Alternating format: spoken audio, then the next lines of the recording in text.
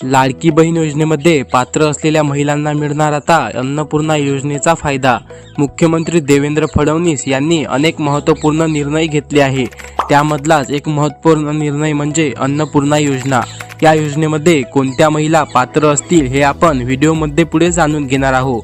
त्यासोबतच तुम्ही जर लाडकी बहीण योजनेमध्ये पात्र असाल तर तुम्ही देखील अन्नपूर्णा योजनेसाठी पात्र आहात। यासाठी कोणत्या अटी व कोणते शर्ते लागेल हे आपण व्हिडिओमध्ये पुढे बघणार आहोत। त्यासाठीच तुम्ही हा व्हिडिओ पूर्ण शेवटपर्यंत नक्की बघा। तर मुख्यमंत्री देवेंद्र फडणवीस यांनी या अन्नपूर्णा योजनेसाठी 5 महत्त्वपूर्ण अटी ठेवलेल्या आहे।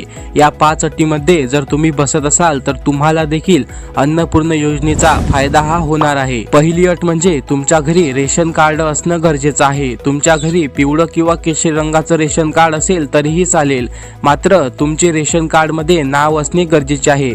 तुमच्या कुटुंबामध्ये 2 महिलांना या योजनेचा लाभ हा मिळणार आहे।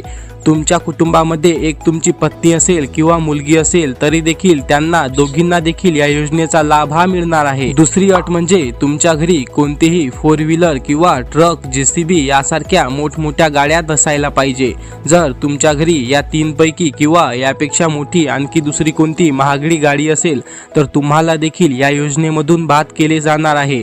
जर तुमच्या घरी यामधली कोणतीही गाडी असेल तर तुम्ही या योजनेचा फॉर्म भरायलाच नाही पाहिजे, कारण तुम्ही या योजनेमधून आधीच अपात्र ठरले जाणार आहात। तिसरी गोष्ट म्हणजे तुम्ही खूप श्रीमंत नसायला पाहिजे, म्हणजेच तुमच्या घरी खूप जास्त संपत्ती असेल तर तुम्ही देखील या योजनेमध्ये पार्टिसिपेट करू शकत नाही, कारण तुमचे जे उत्पन्न आहे हे 2 किंवा 2.5 लाखापेक्षा जास्त असेल तर तुम्ही या योजनेचा फॉर्म भरूच नका, कारण तुम्ही या योजनेमध्ये आधीच अपात्र ठरणार आहात। तुमचे जे उत्पन्न आहे हे 2.5 लाखापेक्षा जास्त असेल तर तुम्ही या योजनेचा फॉर्म भरायलाच नाही पाहिजे, कारण ही योजना जी आहे हे सरकारने गरिबांसाठी काढलेली योजना आहे।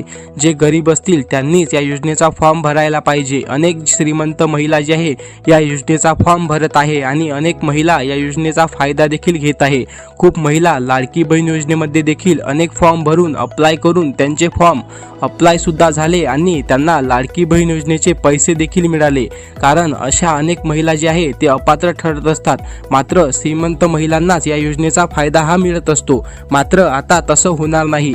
अनेक महिलांना या योजनेमधून जे आहे बाहेर काढण्यात येणार आहे आणि ज्या महिलांना आतापर्यंत या योजनेचा फायदा मिळाला नाही त्यांना या योजनेचा फायदा मिळणार आहे। आणि चौथी महत्त्वाची गोष्ट म्हणजे तुमचे जे बँक अकाउंट आहे हे IPB म्हणजे सरकारी बँकेत असायला पाहिजे। सरकारी बँक म्हणजे पोस्टाची बँक। पोस्टाच्या बँकमध्ये अनेक महिलांनी खाते उघडले आहे, मात्र अनेक महिलांचे आणखी बँक अकाउंट उघडायचे राहिले।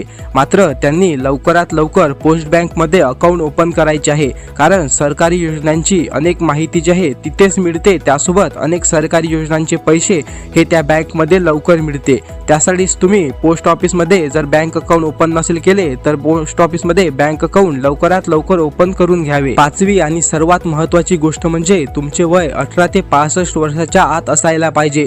अनेक महिलांनी या योजनेमध्ये अप्लाय केलं सुद्धा आणि त्या योजनेचा लाभ जो आहे यांना मिळत आहे।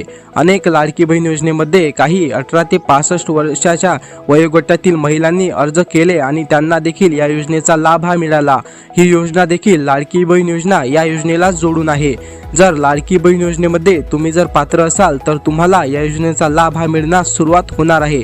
तर तुम्ही या योजनेमध्ये अप्लाय कसं करायचं किंवा या योजनेविषयी आणखी महत्त्वाची माहिती तुम्हाला हवी असेल तर तुम्ही कमेंट बॉक्समध्ये आम्हाला विचारू शकता आणि अशाच योजनाविषयी तुम्हाला माहिती आपल्या चॅनलवरती दररोज मिळत राहील। यासाठीच तुम्ही आपले चॅनल सबस्क्राईब नसेल केले तर चॅनल सबस्क्राईब नक्की करा।